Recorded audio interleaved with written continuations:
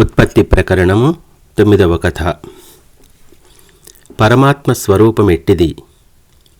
శ్రీరామచంద్రుడు: హే మహర్షి, నేను ఇది అని తెలుసుకోకపోవటం చేతనే జీవునికి ప్రాప్తించియున్న ఈ సంసారము తొలగకున్నది కదా. అయితే ఈ సర్వజీవులలోనూ ఉంటూ సర్వజీవులు తానే అయినవాడు ఎవడు? అతడు ఆకాశ రూపియా? అతడు ఏ ఆధారంతో ఎక్కడ ఎట్లు వసించుచున్నాడు?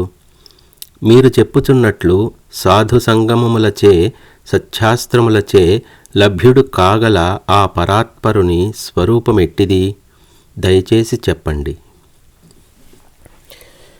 వశిష్ఠ మహర్షి: నాయనా రామ, జన్మ అనే అరణ్యంలో సంచరించుచున్న ఒకానొక చేతన జీవునియందు ఇతడే పరమాత్మ అనునట్టి బుద్ధి ఉంచువారు ఎంతటి పండితులైనా మా దృష్టిలో సంపూర్ణమైన అవగాహన కలవారు కాదు. ఎందుకంటావా?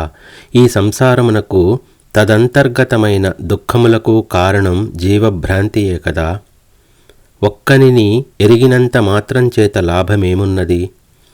ఒకానొక జీవుని జీవత్వముతో ఉపాసన ప్రారంభించి అటుపై క్రమక్రమంగా సర్వజీవులు పరమాత్మ స్వరూపమే అనునట్టి సర్వాత్మభావమును గ్రహించినప్పుడే దుఃఖములన్నీ తమంతట తాము స్వయంగా ఉపశమిస్తున్నాయి.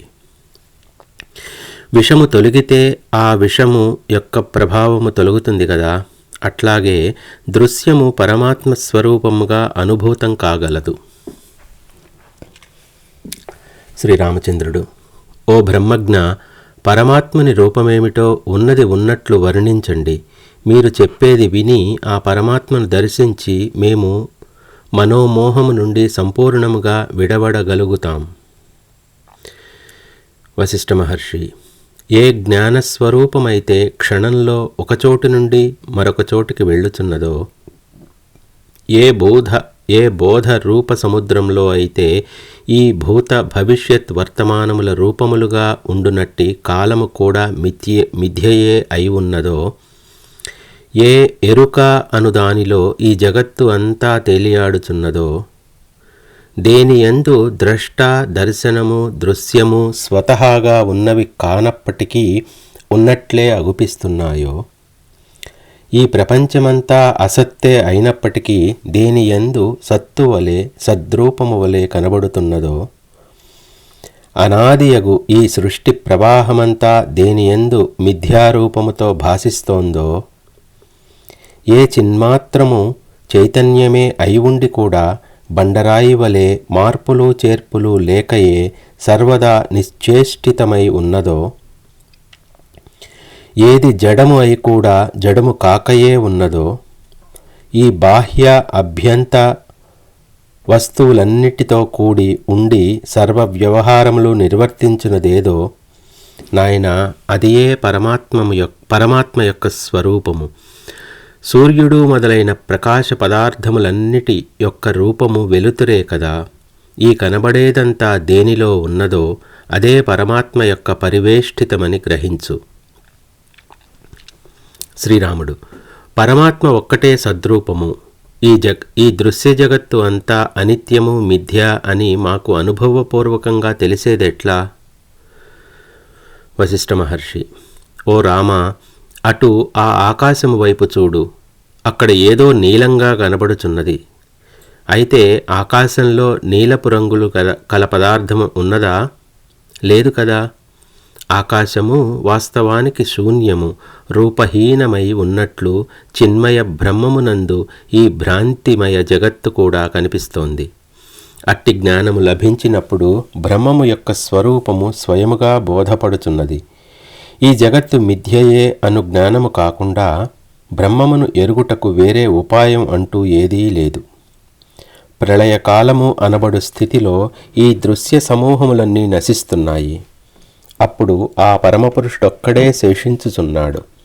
అట్లు మిగిలి ఉండేదే బోధస్వరూపము.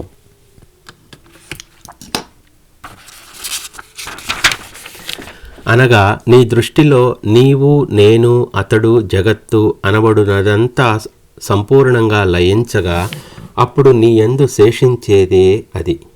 శుద్ధ విజ్ఞానతత్వమగు అద్దాని అందే ఈ దృశ్యజాలమంతా జనించటం, ఉండటం, లయించడం కూడా జరుగుతోందని గ్రహించు.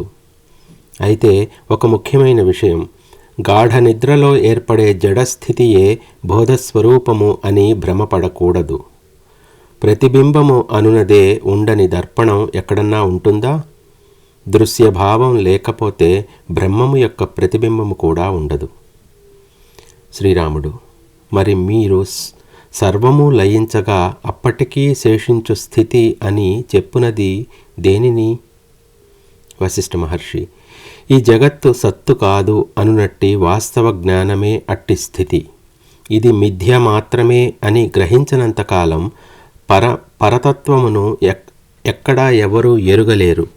కనుక దృశ్యమును త్యజించడం అంటే జడత్వమును ఆశ్రయించటం మాత్రం కాదని మరలా గుర్తు చేస్తున్నాను. గాఢ నిద్రా సమయంలో పిపీలికాది బ్రహ్మ పర్యంతము, పురుగు నుండి బ్రహ్మదేవుని వరకు దృశ్యరహితమైన జడత్వము పొందుతూనే ఉన్నారు. అది మోక్షం అనిపించుకుంటుందా? లేదు. ఈ దృశ్యము నేను చూడను అని కళ్ళు మూసుకున్నంత మాత్రం చేత పరతత్వానుభవం ప్రాప్తించదు. ఈ దృశ్యము స్వతహాగా ఉన్నది కాదు. ఇది స్వకల్పిత మాయచేతనే ఈ సమస్త ప్రాణులకు ఆయా విధములుగా తోచుచున్నది. సమస్త జీవరాశులలో ఏకస్థమయ్యున్న బ్రహ్మము ఈ దృశ్యానుభవముచే ఏమాత్రం ఏ క్షణమందు కూడా తాకబడటం లేదు. అనునట్టి ఉత్తమ సంస్కారం లేక దృష్టియే మోక్షము. కనుక రామ, ఈ దృశ్యము లేదు, బ్రహ్మము మాత్రమే ఉన్నది.